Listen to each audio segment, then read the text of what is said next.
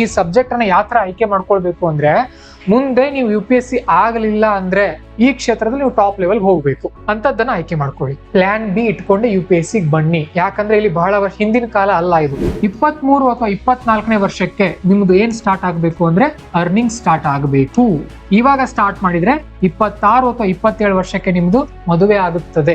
ನೆಮ್ಮದಿಯಿಂದ ಇರ್ತೀರಿ ಜೀವನದಲ್ಲಿ. ಇಲ್ಲ ಅನ್ಕೊಡ್ರಿ 27, 28 ವರ್ಷವರೆಗೂ ಹಾಗೆ ಖಾಲಿ ಇದ್ರೆ ಆಮೇಲೆ ಉದ್ಯೋಗ ಕೇಳಕ್ ಹೋದ್ರೆ ಕಂಪ್ನಿಯವ್ರು ಏನ್ ಕೇಳ್ತಾರ ಅಂದ್ರೆ, ನಿನ್ ಡಿಗ್ರಿ 21ನೇ ವರ್ಷಕ್ಕೆ ಮುಗಿದಿದೆ, ನೀನೀಗ 27, 28 ವರ್ಷ, ಇಲ್ಲಿ ನಡುವೆ 6 ವರ್ಷ ಏನ್ ಮಾಡಿದೀಯಾ ಅಂತ ಕೇಳ್ತಾರೆ. ನಿಮ್ಮನ್ನ ಉದ್ಯೋಗಕ್ಕೂ ಕೂಡ ತೆಗೆದುಕೊಳ್ಳೋದಿಲ್ಲ. ಪ್ರೈವೇಟ್ ಕಂಪನಿಗಳು ಆ ತರ ಇದೆ. 100% ಮ್ಯಾಥ್ಸ್ ಬೇಕಾಗಿಲ್ಲ. 100% ಮ್ಯಾಥ್ಸ್ ಬೇಕಾಗಿಲ್ಲ. UPSCಗೆ ತುಂಬಾ ಸ್ಟ್ರಾಂಗ್ ಆಗಿರುವ ಇಂಗ್ಲಿಷ್ ಬೇಕು. ನೀವು ಕನ್ನಡದಲ್ಲಿ ಮೇನ್ಸ್ ಬರೆಯೋರಿದ್ರೆ ಪ್ರಜಾವಾಣಿ ಓದಿ, ಇಂಗ್ಲಿಷ್ ಅಲ್ಲಿ ಮೇನ್ಸ್ ಬರೆಯೋರಿದ್ರೆ ದ ಹಿಂದೂ ನ್ಯೂಸ್ ಪೇಪರ್ ಓದೋಕೆ ಸ್ಟಾರ್ಟ್ ಮಾಡಿ. ಏನ್ ಓದೋದು ಸರ್? ಮೊದಲು ಆರಂಭ ಮಾಡುವಾಗ ನಿಮ್ಗೆ ಯಾವ ಪೇಜ್ ಇಷ್ಟ ಆಗುತ್ತೆ ಅದರಿಂದ ಸ್ಟಾರ್ಟ್ ಮಾಡಿ. ನಾನು 2003-4 ನ್ಯೂಸ್ ಪೇಪರ್ ಗಳನ್ನ ಓದ್ತಾ ಇದ್ದೀನಿ. ನಿಮ್ಮ ಉದ್ದೇಶ ಏನಾದ್ರೂ ಹಣ ಮಾಡೋದಿದ್ರೆ ನೀವು ಬಿಸಿನೆಸ್ ಕಡೆಗೆ ಹೋಗಿ, ನೀವು ಬಿಸಿನೆಸ್ ಕ್ಷೇತ್ರಕ್ಕೆ ಹೋಗಿ ನಿಮ್ಮ ಟ್ಯಾಲೆಂಟ್ ಅನ್ನ ಬೆಳೆಸ್ಕೊಳ್ಳಿ. ತುಂಬಾ ದೊಡ್ಡ ಮಟ್ಟದಲ್ಲಿ ಬೆಳಿತೀರಿ, ತುಂಬಾ ದುಡ್ಡು ಕೂಡ ಮಾಡ್ತೀರಿ, ಲೀಗಲ್ ಆಗಿ ಮಾಡ್ತೀರಿ. ಇವತ್ತು ನೀವು ಫಿಸಿಕ್ಸ್ ವಾಲ್ ಅನ್ನುವಂತ ಒಂದು ಸಂಸ್ಥೆನ ನೋಡಿರ್ಬೋದು, ಇವತ್ತು ನೀವು ಝೊಮ್ಯಾಟೋನ ನೋಡಿರ್ಬೋದು, ಇವತ್ತು ಬೋಟ್ ಅನ್ನುವಂತ ಒಂದು ಕಂಪ್ನಿನ ನೋಡಿರ್ಬೋದು, ಇವತ್ತು ನಿಮಗೆಲ್ಲ ಫೇಮಸ್ ಆಗಿ ಗೊತ್ತಿರೋ ಓಯೋ ಅನ್ನುವಂತ ಸಂಸ್ಥೆನ ನೋಡಿರ್ಬೋದು. ಇವರೆಲ್ಲ ಹೇಗೆ ದುಡ್ಡು ಮಾಡಿದ್ರು? ಇಂಜಿನಿಯರಿಂಗ್ ಮತ್ತು ಮೆಡಿಕಲ್ ನಿಮ್ಮ ಫಸ್ಟ್ ಚಾಯ್ಸ್ ಗಳಾಗಿರಲಿ. ನಿಮಗೆ ಬಯಾಲಜಿ ಇಷ್ಟ ಇದ್ರೆ ಮೆಡಿಕಲ್ ಕಡೆಗೆ ಹೋಗಿ, ಇಲ್ಲ ಸರ್ ನನಗೆ ಡಾಕ್ಟರ್ ಆಗೋ ಇಂಟ್ರೆಸ್ಟ್ ಇಲ್ಲ ಅಂದ್ರೆ ಇಂಜಿನಿಯರಿಂಗ್ ಕಡೆಗೆ ಬನ್ನಿ. ಈ ಉತ್ತರ ಭಾರತ, ನಾರ್ತ್ ಇಂಡಿಯಾ ಹೇಗಿದೆ ಅಂತ ಅಂದ್ರೆ, ಇವರು ಈ PA ಇರ್ಬೋದು, BCom ಇರ್ಬೋದು, ಇವು ಸಬ್ಜೆಕ್ಟ್ ಗಳಿಗೆ ಹೆಚ್ಚಿನ ಒತ್ತು ಕೊಡ್ತಾರ. ಅವ್ರು ನಾವೇನಿದೀವಲ್ಲ ದಕ್ಷಿಣದವರು, ನಮ್ದು ಸೈನ್ಸ್ ಕಡೆ ಹೆಚ್ಚಿನ ಒಲವು. ಯಾವ ವಿದ್ಯಾರ್ಥಿ UPSC ಟಾಪ್ ಲೆವೆಲ್ ರ್ಯಾಂಕ್ ತಗೊಳ್ತಾ ಇದಾರಲ್ಲ ಅವರೆಲ್ಲರೂ ಒಳ್ಳೆ ಕಾಲೇಜಲ್ಲಿ ಕಲಿತಾ ಇದಾರೆ. ಅವ್ರೇನು ನಾನು UPSC ಮಾಡೋಣಿದ್ದೀನಿ ಅಂತ PUC ಕಲ್ತ ನಂತರ ಆನ್ಲೈನ್ ಕೋಚಿಂಗು ಆಫ್ಲೈನ್ ಕೋಚಿಂಗು ಹೋಗಿಲ್ಲ. ಅವ್ರು ಒಳ್ಳೆ ಕಾಲೇಜಲ್ಲೇ ಕಲ್ತಿದ್ದಾರೆ. ಯೂಟ್ಯೂಬ್ ಅನ್ನ ಚೆನ್ನಾಗಿ ಬೆಳೆಸ್ಕೊಳ್ಳಿ. ಯಾವಾಗ ನೀವು ಫೈನಲ್ ಇಯರ್ ಬರ್ತೀರಿ ಅಥವಾ ಸೆಕೆಂಡ್ ಇಯರ್ ಬರ್ತೀರಿ ಅವಾಗ UPSC ಕೋಚಿಂಗ್ ಬನ್ನಿ. ನಮ್ಮಲ್ಲಿ ಪಾಂಚಜನ್ಯ IAS ಅಲ್ಲಿ ನಾನೇ ಪರ್ಸನಲ್ ಆಗಿ ಮೆಂಟರ್ ಮಾಡ್ತೀನಿ. ನಿಮಗೆ ಒಂದೊಂದೇ ಸಬ್ಜೆಕ್ಟ್ ನ ಕೊಡ್ತಾ ಹೋಗ್ತೀನಿ. ಅಷ್ಟೇ ಮುಗಿಸಿ ನನಗೆ ಅಪ್ಡೇಟ್ ಕೊಡ್ತಾ ಹೋಗಿ. ನೀವು ಕಾಲೇಜ್ ಸ್ಟೂಡೆಂಟ್ ಆಗಿದ್ರೆ 1-2 ವರ್ಷ ಬೇಕಾಗುತ್ತೆ. 100% ರೆಡಿ ಆಗ್ತೀರಿ. Hello students, welcome to Panchajanya IAS. PUC result ಬಂದಾಗಿನಿಂದ ಬಹಳಷ್ಟು ವಿದ್ಯಾರ್ಥಿಗಳು ಸರ್ ನಾವು IAS ಆಗ್ಬೇಕು, UPSC ಮಾಡ್ಬೇಕು, ಏನ್ ಮಾಡೋಣ, ಯಾವ ತರ ತಯಾರಿ ಮಾಡೋಣ ಅಂತ ಕೇಳ್ತಾ ಇದ್ದೀರಿ. ನಿಮಗೆ ಈ ವಿಡಿಯೋನಲ್ಲಿ ಕೆಲವು ಸರಳ ಟಿಪ್ಸ್ ಗಳನ್ನ ಮತ್ತೆ ಯಾವ ತರ ನೀವು UPSC ತಯಾರಿ ಮಾಡಬಹುದು, ನಿಮ್ಮ PUC ನಂತರದ ಜರ್ನಿ ಯಾವ ತರ ಇರಬೇಕು ಅನ್ನೋದ್ರ ಬಗ್ಗೆ ನಾನೊಂದು ಕೆಲವೊಂದು ಟಿಪ್ಸ್ ಅನ್ನ ಕೊಡೋಕೆ ಪ್ರಯತ್ನ ಪಡ್ತೀನಿ. ನೋಡಿ, UPSC ಅನ್ನೋದು ಲಾಂಗ್ ಟರ್ಮ್ ಜರ್ನಿ. ಇದು 1 ವರ್ಷ 2 ವರ್ಷದಲ್ಲಿ ಅಷ್ಟು ಬೇಗ ಆಗೋದಿಲ್ಲ, ಟೈಮ್ ಬೇಕಾಗುತ್ತೆ. ನೀವೆಲ್ಲರೂ ಥಿಂಕ್ ಮಾಡಿದಿರಿ ಕರೆಕ್ಟ್, ನಾನು PUC ಮುಗಿದ ತಕ್ಷಣ UPSC ತಯಾರಿ ಸ್ಟಾರ್ಟ್ ಮಾಡ್ಬಿಡ್ತೀನಿ, ಈ ಕಡೆ ಡಿಗ್ರಿ ಮುಗಿದ ತಕ್ಷಣ ಆ ಕಡೆ IAS ಮಾಡ್ಬಿಡ್ತೀನಿ ಅಂತ.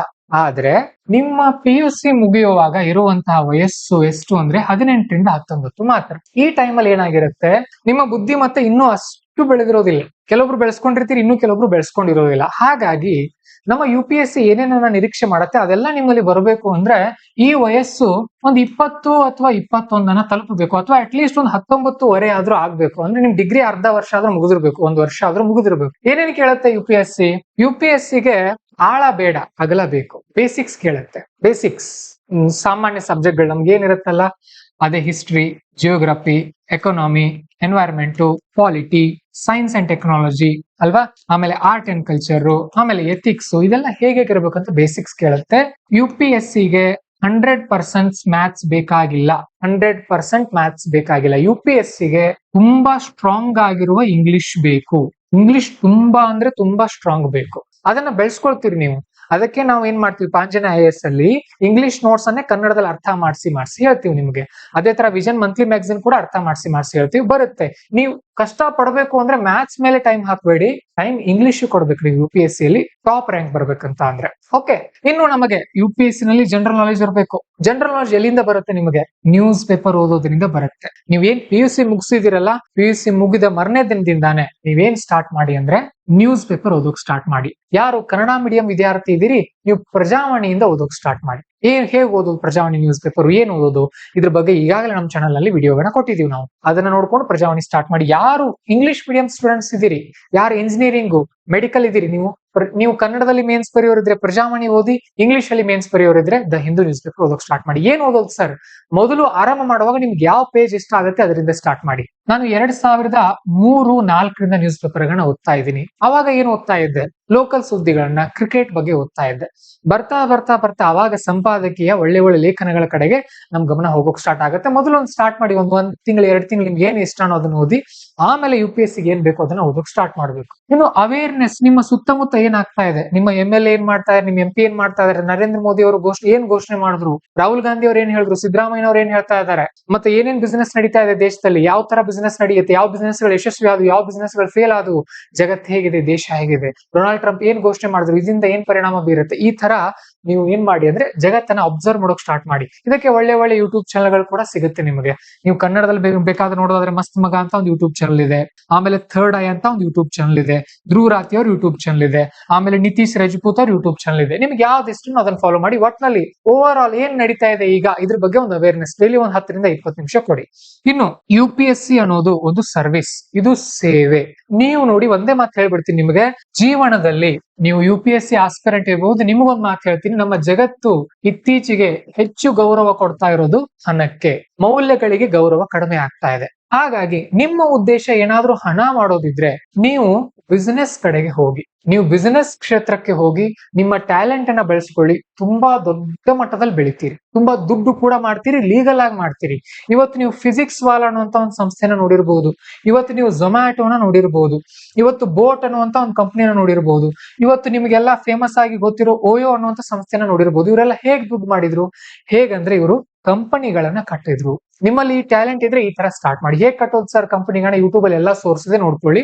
ನಿಮ್ಮ ಉದ್ದೇಶ ದುಡ್ಡು ಮಾಡೋದಾಗಿದ್ರೆ ದಯವಿಟ್ಟು ಇದನ್ನ ಸ್ಟಾರ್ಟ್ ಮಾಡಿ. ಯಾಕಂದ್ರೆ ಇಲ್ಲಿ ನೀವು ಸಾವಿರಾರು ಕೋಟಿಗಳನ್ನ ಗಳಿಸ್ತೀರಿ. ನೀವು ದುಡ್ಡು ಮಾಡೋ ಆಸೆ ಇಟ್ಕೊಂಡು UPSC ಬಂದ್ರೆ ನಿಮ್ ಹೆಸರು ಕೂಡ ಕೆಡುತ್ತೆ, ನಿಮಗೆ ಆತ್ಮ ಗೌರವನು ಕೂಡ ಉಳಿಯೋದಿಲ್ಲ. ಹಾಗಾಗಿ UPSC ಗೆ ಸೇವೆ ಕೊಡೋಕ್ ಬನ್ನಿ. ಏನಾದ್ರೂ ನಾನು ಸಿಸ್ಟಮ್ ಅಲ್ಲಿ ಬದಲಾವಣೆ ತರ್ತೀನಿ ಅಂತ ಬನ್ನಿ, ನಿಮ್ಗೆ ಒಳ್ಳೆ ಅವಕಾಶಗಳು ಇಲ್ಲಿದೆ. ದುಡ್ಡು ಮಾಡೋದಿದ್ರೆ ಇದಕ್ಕಿಂತ ಒಳ್ಳೆ ಅವಕಾಶ ಬಿಸ್ನೆಸ್ ನಲ್ಲಿ, ಅಲ್ಲಿ ನೀವು ಹೋಗ್ಬಹುದು. ಇನ್ನು UPSC ಏನ್ ಕೇಳುತ್ತಂದ್ರೆ ಪ್ಯಾಟರ್ನ್ ರೆಕಗ್ನಿಷನ್. ನೀವು ಹೇಗೆ, ನಿಮ್ಮ ಮೈಂಡ್ ಸೆಟ್ ಹೇಗಿದೆ, ನೀವು ಪ್ಯಾಟರ್ನ್ ಗಳನ್ನ ಹೇಗೆ ರೆಕಗ್ನೈಸ್ ಮಾಡ್ತೀರಿ? ಪ್ಯಾಟರ್ನ್ ಅಂದ್ರೆ ಏನು? ನಮ್ ದೇಶ ಹಿಂದೆ ಹೇಗಿತ್ತು, ನಮ್ ದೇಶಕ್ಕೆ ಯಾವ್ದು ಸೂಕ್ತ ಆಗತ್ತೆ, ಈ ತರ ನೀವು ಅಬ್ಸರ್ವ್ ಮಾಡೋದನ್ನ ಕಲಿಬೇಕಾಗತ್ತೆ. ಅದನ್ನೆಲ್ಲವನ್ನು ಕೂಡ ಮುಂದೆ ಕಲಿತಾ ಹೋಗ್ತೀರಿ. ಇದಿಷ್ಟು ನಮಗೆ UPSC ಬೇಕಾಗತ್ತೆ. ಸರಿ ಸರ್, ನಾನೀಗ UPSC ನಾನು PUC ಮುಗಿಸಿದ್ದೀನಿ, ನಾನೇನ್ ಮಾಡ್ಲಿ? ನಾನು ಹೇಳೋದನ್ನ ಗಮನ ಇಟ್ಕೊಂಡು ಕೇಳಿ. PUC ಮುಗಿದ ತಕ್ಷಣ UPSC ಕೋಚಿಂಗ್ ಗೆ ಹೋಗೋದು ಒಂದ್ ಕಡೆ ಒಳ್ಳೇದು ಹೌದು, ಮತ್ತೊಂದ್ ಕಡೆ ಕೆಟ್ಟದ್ದು ಹೌದು. ಅದು ನಿಮ್ಮ ಮೈಂಡ್ ಸೆಟ್ ಮೇಲೆ ಡಿಪೆಂಡ್ ಆಗುತ್ತೆ. ಬಹಳಷ್ಟು ಕೋಚಿಂಗ್ ಸಂಸ್ಥೆಗಳಲ್ಲಿ ಕೆಲವೊಬ್ರು ಕೋಚಿಂಗ್ ವಿದ್ಯಾರ್ಥಿಗಳನ್ನ ತಗೊಳ್ತಾರೆ PUC ಅವ್ರನ್ನ, ಕೆಲವೊಬ್ಬರನ್ನ ತೆಗೆದುಕೊಳ್ಳೋದಿಲ್ಲ. ನಾವು ಆರಂಭದಲ್ಲಿ ಕೆಲವೊಬ್ಬರನ್ನ ತಗೊಂಡಿದ್ವಿ ಆಫ್ಲೈನ್ ನಲ್ಲಿ, ಬಟ್ ಈಗ ಆಫ್ಲೈನ್ ನಲ್ಲಿ PUC ವಿದ್ಯಾರ್ಥಿಗಳನ್ನ ನಾವು ತೆಗೆದುಕೊಳ್ಳೋದಿಲ್ಲ. ಯಾಕಂದ್ರೆ ನಿಮ್ಮ ಮೈಂಡ್ ಮೆಚುರಿಟಿ ಇನ್ನೂ ಅಷ್ಟು ಆಗಿರೋದಿಲ್ಲ. ಸೊ ಹಾಗಾಗಿ ನಾನ್ ಕೊಡೋ ಸಲಹೆಯನ್ನು ಫಾಲೋ ಮಾಡಿ. ನೀವು ಸೈನ್ಸ್ ಬ್ಯಾಕ್ ಗ್ರೌಂಡ್ ನ ವಿದ್ಯಾರ್ಥಿ ಆಗಿದ್ರೆ ಕಂಪಲ್ಸರಿ ನಿಮ್ಮ ಫಸ್ಟ್ ಚಾಯ್ಸ್ ಇಂಜಿನಿಯರಿಂಗ್ ಮತ್ತು ಮೆಡಿಕಲ್ ಆಗಿರ್ಲಿ. ಇಂಜಿನಿಯರಿಂಗ್ ಮತ್ತು ಮೆಡಿಕಲ್ ನಿಮ್ಮ ಫಸ್ಟ್ ಚಾಯ್ಸ್ ಗಳಾಗಿರ್ಲಿ. ನಿಮಗೆ ಬಯಾಲಜಿ ಇಷ್ಟ ಇದ್ರೆ ಮೆಡಿಕಲ್ ಕಡೆಗೆ ಹೋಗಿ, ಇಲ್ಲ ಸರ್ ನನಗೆ ಡಾಕ್ಟರ್ ಆಗೋ ಇಂಟ್ರೆಸ್ಟ್ ಇಲ್ಲ ಅಂದ್ರೆ ಇಂಜಿನಿಯರಿಂಗ್ ಕಡೆಗೆ ಬನ್ನಿ. ಇಂಜಿನಿಯರಿಂಗ್ ಅಂದ್ರೆ ಕಂಪ್ಯೂಟರ್ ಸೈನ್ಸ್ ಮತ್ತೆ ಮೆಕ್ಯಾನಿಕಲ್ ಇಂಜಿನಿಯರಿಂಗ್ ಇದೆ ಅಂತ ಅಲ್ಲ, ಆರ್ಟಿಫಿಷಿಯಲ್ ಇಂಟೆಲಿಜೆನ್ಸ್ ಇದೆ. ನಿಮ್ಗೆ ಯಾವ ಕ್ಷೇತ್ರ ಇಷ್ಟ ಇದೆ ಅದನ್ನ ಆಯ್ಕೆ ಮಾಡ್ಕೊಳ್ಳಿ. ಫಸ್ಟ್ ಚಾಯ್ಸ್ ಇದು ಇಂಜಿನಿಯರಿಂಗ್ ಬಿಟ್ರೆ ಮೆಡಿಕಲ್. ಯಾಕೆ ಅದನ್ನು ಹೇಳ್ತೀನಿ ನಾನು ನಿಮ್ಗೆ. ಯಾಕೆ ಇದನ್ನ ಹೇಳ್ತಾ ಇದ್ದೀನಿ ಅಂದ್ರೆ, ನೋಡಿ ನಮ್ಮ ದೇಶದಲ್ಲಿ ಹೇಗಿದೆ ಅಂತ ಅಂದ್ರೆ, ಏನ್ ನಮ್ಮ ಭಾರತ ಇದೆಯಲ್ಲ, ಇದೇನ್ ನಮ್ಮ ಭಾರತ, ಈ ಉತ್ತರ ಭಾರತ ನಾರ್ತ್ ಇಂಡಿಯಾ ಹೇಗಿದೆ ಅಂತ ಅಂದ್ರೆ, ಇವರು ಈ PA ಇರಬಹುದು, BCom ಇರಬಹುದು, ಇವು ಸಬ್ಜೆಕ್ಟ್ ಗಳಿಗೆ ಹೆಚ್ಚಿನ ಒತ್ತು ಕೊಡ್ತಾರ. ಅವ್ರು ನಾವೇನಿದೀವಲ್ಲ ದಕ್ಷಿಣದವರು, ನಮ್ದು ಸೈನ್ಸ್ ಕಡೆ ಹೆಚ್ಚಿನ ಒಲವು. ಇತ್ತೀಚೆಗೆ ಈಗ ಏನು IT ರೆವಲ್ಯೂಷನ್ ಎಲ್ಲ ಆಗಿದೆಯಲ್ಲ ಆ ಕಡೆ. ಸೊ ನಮ್ಮ ದೇಶದಲ್ಲಿ ಇಂಜಿನಿಯರಿಂಗ್ ಅಂದ್ರೆ, ನಮ್ಮ ದಕ್ಷಿಣ ಭಾಗದಲ್ಲಿ ಇಂಜಿನಿಯರಿಂಗ್ ಮತ್ತು ಮೆಡಿಕಲ್ ಕಡೆಗೆ ಏನಾಗುತ್ತೆ ಅಂತ ಅಂದ್ರೆ ಹೆಚ್ಚಿನ ಟಾಪರ್ ವಿದ್ಯಾರ್ಥಿಗಳು ಹೋಗ್ತಾರೆ. ಸೊ ಅಲ್ಲಿ ನಿಮ್ಗೆ ಏನ್ ಬೆನಿಫಿಟ್ ಆಗುತ್ತೆ ಅಂದ್ರೆ, ನೀವು ಟಾಪರ್ ಗಳು ಸುತ್ತಮುತ್ತ ಇರೋದ್ರಿಂದ ಸ್ಟಡಿ ಮಾಡೋಕೆ ನಿಮ್ಗೆ ಹೆಚ್ಚಿನ ಅವಕಾಶಗಳು ಸಿಗುತ್ತೆ. ಇದರ ಅರ್ಥ BA BCom ಕಡೆಗೆ ಎಲ್ಲ ಟಾಪರ್ ಗಳು ಇಲ್ಲ ಅಂತ ಅಲ್ಲ, ಅಲ್ಲೂ ಕೂಡ ಇದ್ದಾರೆ. ಬಟ್ ನಾನೇನ್ ಹೇಳ್ತಾ ಇದ್ದೀನಿ, ಅಬ್ಸರ್ವ್ ಮಾಡಿ ಸೂಕ್ಷ್ಮವಾಗಿ. ನೀವು ಈಗಾಗಲೇ ಸೈನ್ಸ್ ಮಾಡಿದಿರಿ, ಮತ್ತೆ ಯಾಕೆ ನೀವು ಅವಕಾಶ ಮಿಸ್ ಮಾಡ್ಕೊಳ್ತೀರಿ? ಈಗ ಒಬ್ಬ ವಿದ್ಯಾರ್ಥಿ ಆರ್ಟ್ಸ್ ಕಾಮರ್ಸ್ ಮಾಡಿದ್ರೆ ಅವನು ಇಂಜಿನಿಯರ್ ಆಗ್ಬೋದು, ಡಾಕ್ಟರ್ ಆಗ್ಬೋದು, ಅವನಿಗೆ ಅವಕಾಶ ಇಲ್ಲ. ನೀವು ಸೈನ್ಸ್ ಮಾಡಿದಿರಿ, ಮತ್ತೆ ಯಾಕೆ ಬಿಡ್ತೀರಿ? ಮಾಡಿದ್ರೆ ಒಳ್ಳೆ ಕಾಲೇಜಲ್ಲಿ ಇಂಜಿನಿಯರಿಂಗು ಮೆಡಿಕಲ್ ಮಾಡಿ, ಆಮೇಲೆ ಮಾಡಿರ್ತೀರಾ 1 ವರ್ಷ ಅಥವಾ 2 ವರ್ಷ ಬೇಸಿಕ್ಸ್ ಅಲ್ಲಿ ಮುಗಿದ ಮೇಲೆ ನಿಮ್ಗೆ ವಯಸ್ಸು ಯಾವಾಗ 19 ಅಥವಾ 20 ಬರ್ತೀರಿ, ಅವಾಗ ಕೋಚಿಂಗ್ ಸ್ಟಾರ್ಟ್ ಮಾಡಿ. ಅಲ್ಲಿವರೆಗೂ ಏನ್ ಮಾಡ್ಬೇಕು? ಡೈಲಿ 1 ಅವರ್ ನ್ಯೂಸ್ ಪೇಪರ್ ಕೊಡಿ. ನೀವು ಯಾವಾಗ ಇಂಜಿನಿಯರಿಂಗ್ ಮೆಡಿಕಲ್ 1 ವರ್ಷ 2 ವರ್ಷ ಮುಗಿಸ್ಕೊಳ್ತೀರಿ, ಸೆಕೆಂಡ್ ಇಯರ್ ಥರ್ಡ್ ಇಯರ್ ಬರ್ತೀರಿ, ಅವಾಗ UPSC ತಯಾರಿನ ಸ್ಟಾರ್ಟ್ ಮಾಡಿ. ಯಾವುದೇ ತಪ್ಪಿರಲ್ಲ. ಡೈಲಿ ಬರೀ 2 ಅವರ್ ಕೊಟ್ಟರು ಸಾಕು, ನೀವು 2 ವರ್ಷದಲ್ಲಿ UPSC ರೆಡಿ ಆಗ್ತೀರಿ. ಅಟ್ಲೀಸ್ಟ್ ಪ್ರಿಲಿಮ್ಸ್ ಆದ್ರೂ 100% ರೆಡಿ ಆಗ್ತೀರಿ. ಸರ್ ಇಂಜಿನಿಯರಿಂಗ್ ಮೆಡಿಕಲ್ ಸರ್ ನನಗೆ ಇಷ್ಟ ಇಲ್ಲ ಸರ್, ನಾನು ಏನ್ ಮಾಡ್ಲಿ? ನೆಕ್ಸ್ಟ್ ಆಪ್ಷನ್ BSc ಕೊಡ್ರಿ. ಇಲ್ಲ ಕೆಲವೊಬ್ರು BSc ಅಗ್ರಿ ಇಂಟ್ರೆಸ್ಟ್ ಇರುತ್ತೆ, ಧಾರವಾಡದಲ್ಲಂತೂ ತುಂಬಾ ಒಳ್ಳೆ ಕಾಲೇಜ್ ಇದೆ, ಅಲ್ಲಿನವ್ರು ಬಹಳ ಜನ ಆಗಿದ್ದಾರೆ, ಅದಕ್ಕೆ ಒತ್ತು ಕೊಡ್ರಿ. ಇಲ್ಲ ನೀವೇನ್ ಮಾಡ್ಬೋದು, ಫಾರ್ಮಸಿ ಕಡೆಗೆ ಹೋಗ್ಬೋದು, ಆರ್ಕಿಟೆಕ್ಚರ್ ಕಡೆಗೆ ಹೋಗ್ಬೋದು, ನರ್ಸಿಂಗ್ ಕಡೆಗೆ ಹೋಗ್ಬೋದು. ಸೊ ಮೊದಲ ಆದ್ಯತೆ ಸೈನ್ಸ್ನವ್ರು ಇವುಗಳಿಗೆ ಕೊಡ್ರಿ. ಇಲ್ಲ BCA, BBA, hotel management interest ಇದ್ರೆ ಮತ್ತೆ ಈ ಸಬ್ಜೆಕ್ಟ್ ಅನ್ನ ಯಾವ ತರ ಆಯ್ಕೆ ಮಾಡ್ಕೊಳ್ಬೇಕು ಅಂದ್ರೆ, ಮುಂದೆ ನೀವು UPSC ಆಗಲಿಲ್ಲ ಅಂದ್ರೆ ಈ ಕ್ಷೇತ್ರದಲ್ಲಿ ನೀವು ಟಾಪ್ ಲೆವೆಲ್ ಹೋಗ್ಬೇಕು ಅಂತದನ್ನ ಆಯ್ಕೆ ಮಾಡ್ಕೊಳ್ಳಿ. ಪ್ಲಾನ್ ಬಿ ಇಟ್ಕೊಂಡೆ UPSC ಬನ್ನಿ. ಯಾಕಂದ್ರೆ ಇಲ್ಲಿ ಬಹಳ ಹಿಂದಿನ ಕಾಲ ಅಲ್ಲ, ಇದು ಕಾಲ ತುಂಬಾ ವೇಗವಾಗಿ ಹೋಗ್ತಾ ಇದೆ. ವಿದೌಟ್ ಪ್ಲಾನ್ ಬಿ ನೀವು ಇಲ್ಲಿ ಬಂದ್ರೆ ಎಡುವಂತ ಚಾನ್ಸಸ್ ತುಂಬಾ ಇರುತ್ತೆ. ಮತ್ತೆ ನೀವು ಬೇಕಾದ್ರೆ ನೋಡ್ರಿ, ಇವತ್ತು ಯಾವ ವಿದ್ಯಾರ್ಥಿ UPSC ಟಾಪ್ ಲೆವೆಲ್ ರ್ಯಾಂಕ್ ತಗೊಳ್ತಾ ಇದಾರಲ್ಲ, ಅವರೆಲ್ಲರೂ ಒಳ್ಳೆ ಒಳ್ಳೆ ಕಾಲೇಜಲ್ಲಿ ಕಲಿತಾ ಇದಾರೆ. ಅವ್ರೇನು ನಾನು UPSC ಮಾಡೋಣಿದೀನಿ ಅಂತ PUC ಕಲ್ತ ನಂತರ ಆನ್ಲೈನ್ ಕೋಚಿಂಗ್ ಆಫ್ಲೈನ್ ಕೋಚಿಂಗ್ ಹೋಗಿಲ್ಲ, ಅವ್ರು ಒಳ್ಳೆ ಕಾಲೇಜಲ್ಲೇ ಕಲ್ತಿದ್ದಾರೆ. ಸೊ ಮೊದಲು 1 ವರ್ಷ 2 ವರ್ಷ ಚೆನ್ನಾಗಿ ತಯಾರಿ ಆಗ್ಬೇಕು. ನಿಮ್ಮ ಗುರಿ ಏನಿರ್ಬೇಕು, UPSC. ಅಕಸ್ಮಾತ್ UPSC ಮಿಸ್ ಆದ್ರೆ, ಈಗ ಉದಾಹರಣೆ ಕೆಲವೊಬ್ಬರಿಗೆ ಹೋಟೆಲ್ ಮ್ಯಾನೇಜ್ಮೆಂಟ್ ಇಷ್ಟ ಇರುತ್ತೆ, ಕಲೀರಿ ಇದನ್ನ. ಹೋಟೆಲ್ ಮ್ಯಾನೇಜ್ಮೆಂಟ್ 1 ವರ್ಷ ಕಲ್ತು ಇಟ್ಕೊಡ್ರಿ, ಆಮೇಲೆ UPSC ತಯಾರಿ ಮಾಡ್ಕೊಡ್ರಿ. ಅಕಸ್ಮಾತ್ UPSC ಆಗ್ಲಿಲ್ಲ ಅಂದ್ರೆ ಒಬ್ಬ ದೊಡ್ಡ ಬಿಸ್ನೆಸ್ ಮನ್ ಆಗ್ಬೋದಲ್ಲ ನೀವು. ಲಾಂಗ್ ಟರ್ಮ್ ಪ್ಲಾನ್ ಇರ್ಲಿ. ನಾನು ಹೇಳ್ತಾ ಇರೋದು ಲಾಂಗ್ ಟರ್ಮ್ ಪ್ಲಾನ್. ಒತ್ತಡ ಹಾಕೊಳ್ಬೇಡ್ರಿ ನಿಮ್ಮ ಮೇಲೆ. ನಿಮ್ಮ ಇಷ್ಟದ ಕ್ಷೇತ್ರದ ಕಡೆಗೆ ಹೋಗಿ. ನೀವು ಯಾವುದೇ ಕ್ಷೇತ್ರದಲ್ಲಿ ಇದ್ರೂ ಕೂಡ ನಿಮಗೆ ಅಲ್ಲಿ ಆಸಕ್ತಿ ಇದ್ರೆ ನೀವು ಅದು ನಿಮ್ಗೆ ಬರ್ಡನ್ ಆಗಲ್ಲ. ಬರ್ಡನ್ ಆಗ್ಲಿಲ್ಲ ಅಂದ್ರೆ ಅಲ್ಲಿ ಚೆನ್ನಾಗಿ ದುಡಿತೀರಿ. ಚೆನ್ನಾಗಿ ದುಡಿದ್ರೆ ನೀವು ತುಂಬಾ ಬೆಳಿತೀರಿ. ಇನ್ನು ಯಾರು ಉಳಿದಿರೋರು ಆರ್ಟ್ಸ್, ಕಾಮರ್ಸ್ ಅಥವಾ ಬೇರೆ ಬೇರೆ ಕೋರ್ಸ್ ಗಳನ್ನ ಮಾಡ್ಕೊಂಡಿದ್ದೀರಿ, ನೀವು ಮೊದಲ ಆದ್ಯತೆಯನ್ನ BA, BCom ಗಳಿಗೆ. ಇಲ್ಲ ಇನ್ನೂ ಒಳ್ಳೆ ಆಪ್ಷನ್, ನಿಮ್ ಮನೇಲಿ ಕಲ್ಸೋಕ್ ಸಪೋರ್ಟ್ ಚೆನ್ನಾಗಿದೆ, ಒಂದ್ 5 ವರ್ಷ ನೀವು ಕೊಡ್ತೀರಿ ಅಂದ್ರೆ LLB ಮಾಡ್ಕೊಳ್ಳೋದು ಒಳ್ಳೇದು. ಮತ್ತೆ ಇಲ್ಲಿ ನಿಮ್ಮ ಆ ಕೌಶಲ್ಯ ಇರ್ಬೇಕು, ಮತ್ತೆ ಮಾತುಕತೆ ಕೌಶಲ್ಯ. ನಾನು ಹೆಸರಿಗೋಸ್ಕರ LLB ಮಾಡ್ಕೊಳ್ಳೋದಲ್ಲ, ತುಂಬಾ ಒಳ್ಳೆ ಒಳ್ಳೆ ಅವಕಾಶಗಳಿದೆ. ನಿಮ್ಮಲ್ಲಿ ಆ ಕೌಶಲ್ಯ ಬೆಳೆಸ್ಕೊಳ್ತಾ ಹೋಗ್ಬೇಕು. ಆಮೇಲೆ ಜರ್ನಲಿಸಂ ಕೂಡ ನೀವು ಮಾಡ್ಕೊಳ್ಬಹುದು, BSW ಕೂಡ ಮಾಡ್ಕೊಳ್ಬಹುದು. ಸೊ ಹೀಗೆ ಇಲ್ಲ ನಿಮ್ಗೆ ಈ ಒಂದು ಯಾವ್ದಾದ್ರು ಕ್ಷೇತ್ರಗಳ ಅವಕಾಶಗಳಿದ್ರೆ ಇಲ್ಲೂ ಕೂಡ ಹೋಗ್ಬಹುದು. ಇಷ್ಟೇ. ಏನ್ ಮಾಡಿ, ಈಗ ಜಸ್ಟ್ PUC ಮುಗಿಸಿದಿರಿ, 12ನೇದು ನಿಮ್ಮ ವಯಸ್ಸು ಈಗ 18, 19 ಇರುತ್ತೆ. ಡಿಗ್ರಿ 1 ಅಥವಾ 2 ವರ್ಷದವರೆಗೂ ಕೂಡ ನೀವೇನ್ ಮಾಡ್ಕೊಳ್ಳಿ, ಚೆನ್ನಾಗಿ ನ್ಯೂಸ್ ಪೇಪರ್ ಓದಿ, ಯೂಟ್ಯೂಬ್ ಅನ್ನ ಚೆನ್ನಾಗಿ ಬೆಳೆಸ್ಕೊಳ್ಳಿ.